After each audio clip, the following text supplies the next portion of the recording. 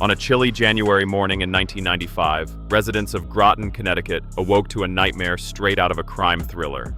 Along the banks of the Thames River, nestled in a quiet community known more for its naval base than for headlines, authorities stumbled upon something horrifying: a suitcase floating near the shore. Inside, police discovered the dismembered remains of a woman. That woman was 56-year-old Suzanne Wormser, a New York socialite who had mysteriously vanished days earlier. What followed was a chilling murder investigation filled with deception, betrayal, and a suspect so close to Suzanne that the crime shocked even the most hardened detectives. Before we dive deeper into this disturbing tale of greed, control, and violence, make sure to hit that subscribe button so you never miss an exploration into the darkest corners of true crime. Suzanne Wormser, the victim behind the headlines. Suzanne Wormser was not the kind of person anyone would expect to meet such a gruesome fate. A sophisticated woman, Suzanne came from wealth and privilege. She lived in New York, was socially active, and surrounded herself with the culture and lifestyle of someone who had worked hard to maintain her reputation in elite circles. Friends described her as independent yet trusting, qualities that, sadly, made her vulnerable to manipulation. Behind her polished exterior, Suzanne was facing challenges. She had been divorced, and though she was strong-willed, her personal life was complicated. Those who knew her best said she longed for stability, companionship, and someone who truly cared about her well-being. That desire would tragically link her to the man who would become her murderer. The disappearance. That sparked suspicion. Suzanne's life took a dark turn in early 1995 when she suddenly disappeared without explanation. Her friends and acquaintances grew alarmed when she failed to return phone calls or attend social events. Suzanne was a creature of routine, and her absence was not just suspicious, it was terrifying. Her sudden vanishing act immediately raised red flags for police. Unlike many missing persons cases where investigators must determine whether someone simply left on their own, Suzanne's lifestyle and reputation made it unlikely she would just walk away. As police began digging into her background, they discovered financial entanglements and personal disputes that hinted at a far more sinister scenario. The suitcase by the river. On January 14, 1995, Suzanne's fate came to light in the most gruesome way imaginable. A fisherman along the Thames River in Groton spotted something bobbing in the water.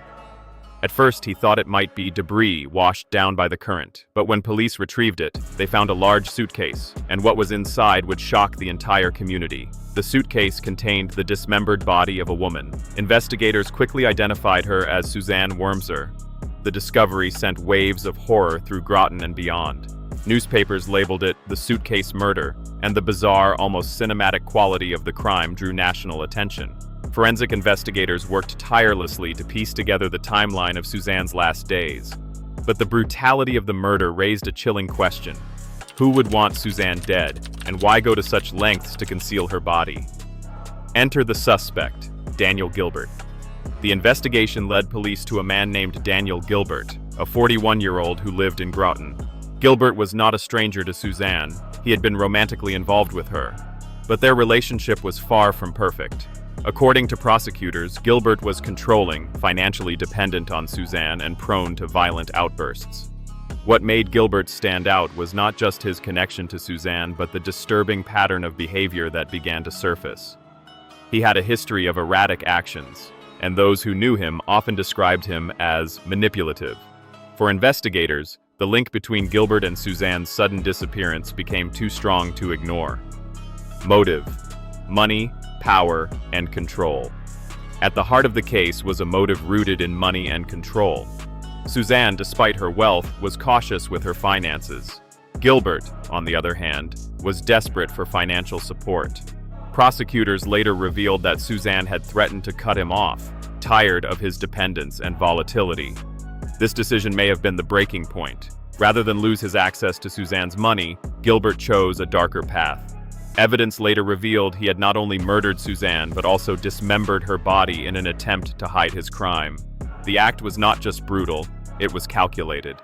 He stuffed her remains into a suitcase and dumped it in the river, hoping the current would carry away his guilt. The forensic evidence and arrest. Forensic science played a crucial role in linking Gilbert to the murder. Detectives found fibers, fingerprints, and DNA evidence that pointed directly to him. Witness testimony further solidified the case, with neighbors reporting strange noises and suspicious activity around the time of Suzanne's disappearance. In the end, Gilbert could not escape the web of evidence closing around him. He was arrested and charged with the murder of Suzanne Wormser. The arrest sent shockwaves through Groton, a community unaccustomed to such grisly crimes. The trial that gripped the nation. When the case went to trial, the details were as disturbing as they were compelling. Prosecutors painted Gilbert as a manipulative man who preyed on Suzanne's kindness and generosity. They argued that when she finally tried to break free, he lashed out in the most violent way possible. In 1996, Daniel Gilbert was convicted of murder and sentenced to life in prison without the possibility of parole. The verdict brought some relief to Suzanne's family and friends, but the sheer brutality of the crime left a permanent scar. Community reaction and lasting impact. The Groton Suitcase murder was more than just another crime. It became a symbol of how violence can lurk even in seemingly peaceful communities. Residents who had once felt secure were suddenly confronted with the terrifying reality that danger could come from someone trusted and close. For the broader public, the case highlighted the risks of abusive relationships, financial manipulation, and the deadly consequences when control turns to violence. It also showed the power of forensic science in unraveling even the most carefully concealed crimes. Suzanne's tragic end became a cautionary tale, reminding everyone that appearances can be deceiving. Behind the socialite's smile was a woman caught in a toxic relationship that ended in horror. The legacy of the case. Today, decades later, the Groton Suitcase murder remains one of Connecticut's most infamous crimes. True crime enthusiasts still revisit the details, fascinated and horrified by the layers of betrayal and brutality. It has been featured in books, documentaries, and discussions about the darker side of human relationships. Conclusion: darkness on the Thames River. The Groton Suitcase murder of Suzanne Wormser is a chilling reminder of how quickly trust can be twisted into betrayal, and how love, when poisoned by greed and control, can turn deadly.